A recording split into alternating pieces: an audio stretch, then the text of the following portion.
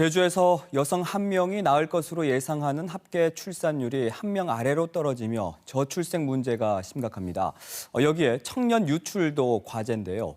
KBS 제주방송 총국 시민 패널 41명이 이번 총선의 핵심 의제로 꼽은 저출생과 청년 유출 문제, 현장에선 어떤 공약을 바라고 있을까요? 강인희 기자입니다. 올해 이 어린이집에 등록한 아동은 지난해보다 30여 명 줄었습니다.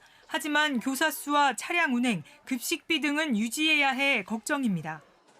지난 2022년 도내 어린이집은 420여 곳으로 5년 전보다 90곳이 감소하며 경영난으로 문을 닫는 곳이 잇따르고 있습니다. 현장에선 저출생 상황에 맞춰 교사 1명당 아동 수를 줄여달라고 요구하고 있습니다.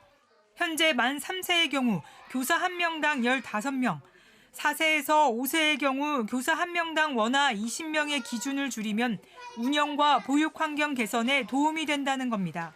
살아남으려면 교사 대 아동 비율을 낮춰줬으면 좋겠어요.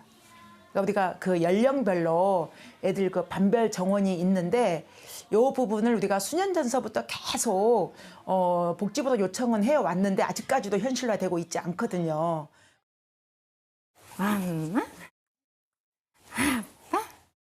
결혼 4년 만인 지난해 건강한 아들을 출산한 30대 여성. 하지만 아이가 생기지 않아 난임 시술을 위해 지원을 받으려고 했지만 여러 제약이 걸림돌이었습니다. 출산 장려금을 넘어 아이를 갖고 싶어하는 여성이라면 폭넓은 지원이 시급해졌습니다. 소득과 상관없이 계층에 상관없이 시도하려는 모든 분들께 이렇게 제도적으로 도움이 될 수 있는 방안도 있었으면.